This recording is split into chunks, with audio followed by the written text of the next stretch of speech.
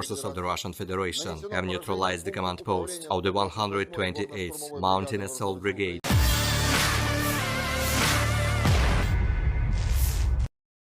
Militer Rusia dan Ukraina memperbarui informasi dari garis depan pertempuran.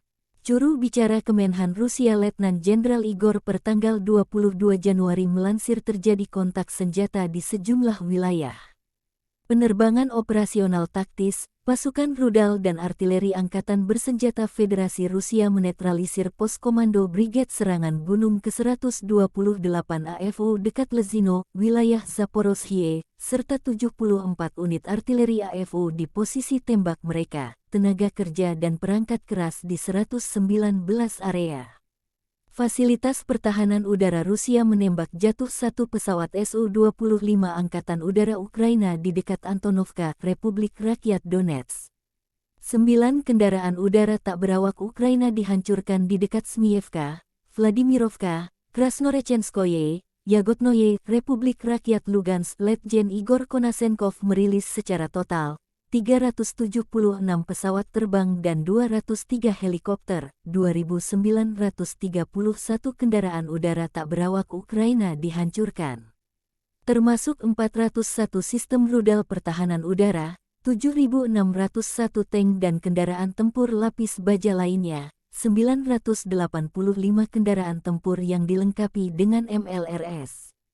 Juga 3.887 meriam dan mortir artileri lapangan, serta 8.144 motor militer khusus telah dimusnahkan sejak awal operasi militer khusus. Dari kubu Kiev, juru bicara staf umum Angkatan Bersenjata Ukraina Oleksandr Stupun melansir sebanyak 600 prajurit Rusia dinetralkan dalam 24 jam terakhir. Termasuk 5 tank, 9 unit artileri dan 2 baterai peluncur roket ganda. Secara total, Rusia sudah kehilangan 120.760 prajurit sejak awal serangan.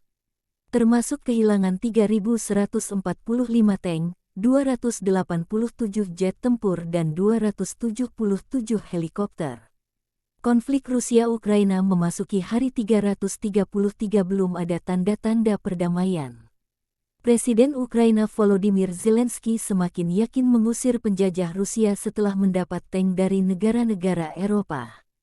Para tentara Ukraina masih melakukan pelatihan sebelum bisa menerjunkan tank bantuan negara-negara NATO ini. Terima kasih sudah nonton. Jangan lupa like, subscribe, dan share ya.